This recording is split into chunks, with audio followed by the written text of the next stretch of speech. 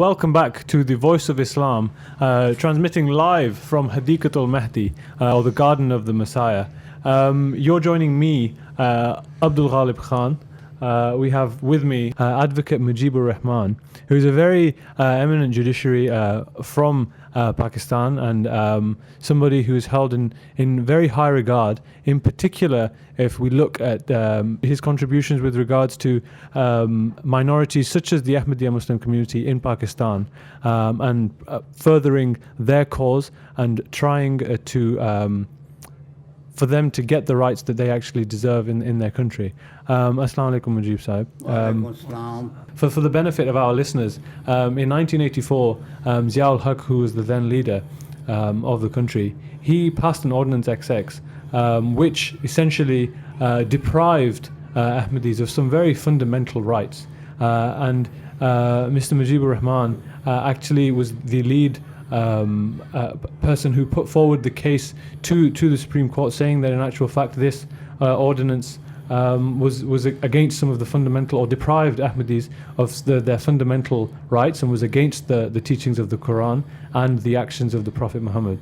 So could you give us a little bit of insight as to how events unfolded and how we reached that stage where you were having to present this case? Thank you so much.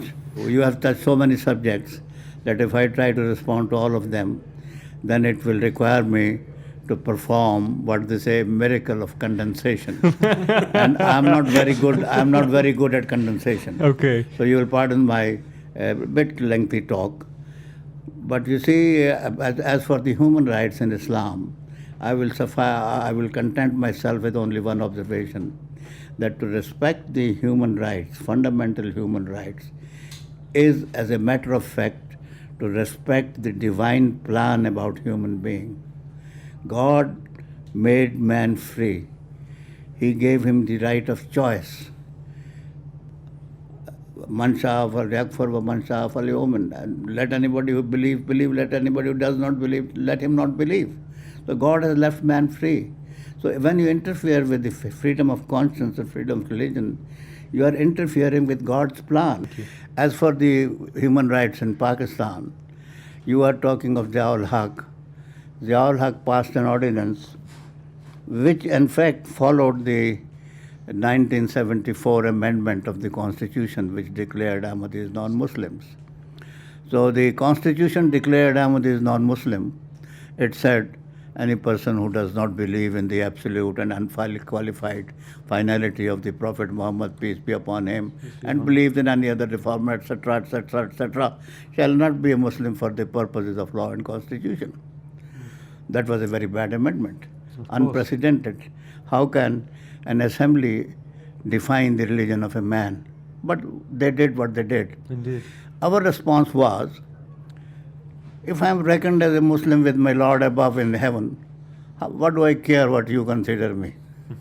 You will at best deprive me of some of the rights. If I am not a Muslim, I will not be a head of state. If I am not Muslim, I will not be a judge of the High Court. If I am not a Muslim, I will not have a right of vote. So what? I am content with my faith. You cannot scratch my love for my God and for my Prophet from my heart. That was our response. So the mullah was not content with that. The Constitution said, you are not Muslims.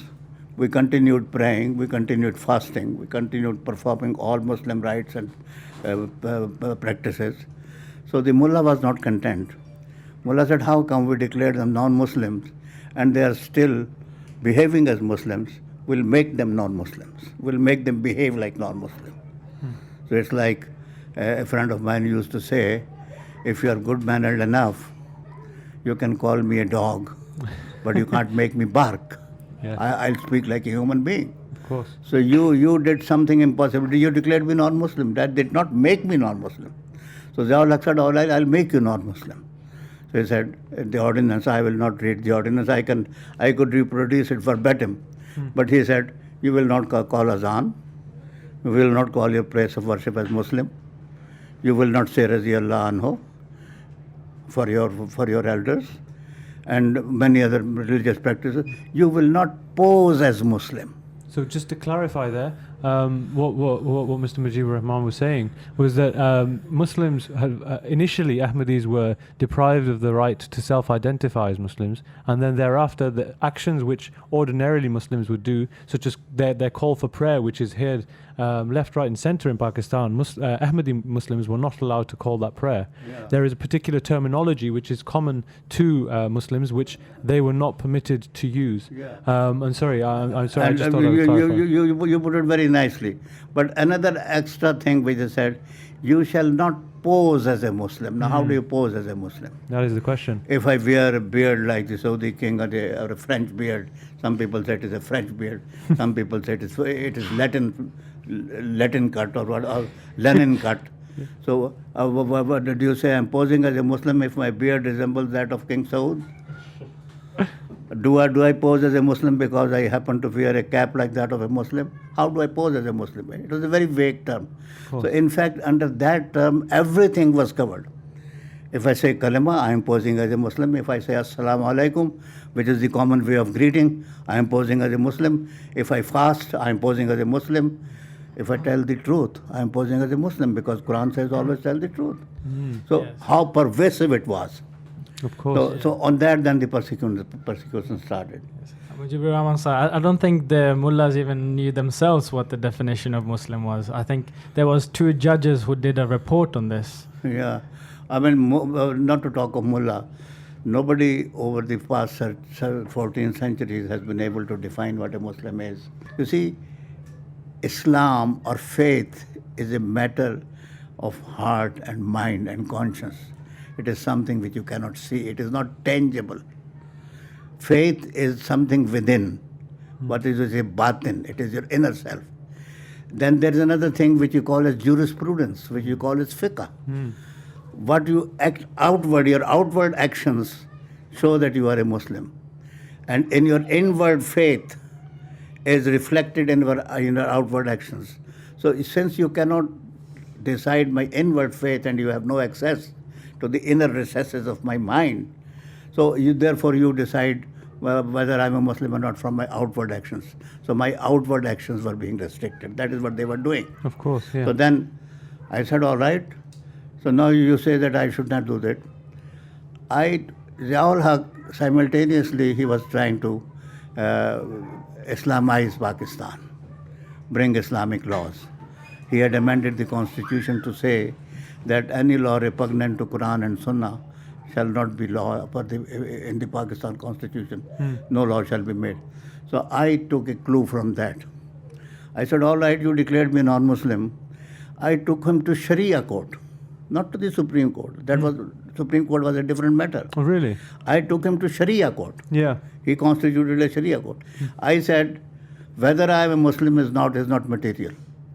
The question is, what I am being stopped from doing, can you stop me from calling azan under any one of the injunctions of Quran? Yes. Can you stop me saying my prayer? Under what authority of Quran and Sunnah can you stop me from doing that? So you tried to, so when he suggested himself that So- there shouldn't be anything against the Quran and Sunnah, you fought him against that. I said, no, it is against Quran and Sunnah. So then it was a very interesting argument. It continued for about 14 days. And ultimately, it will be long, very interesting debate.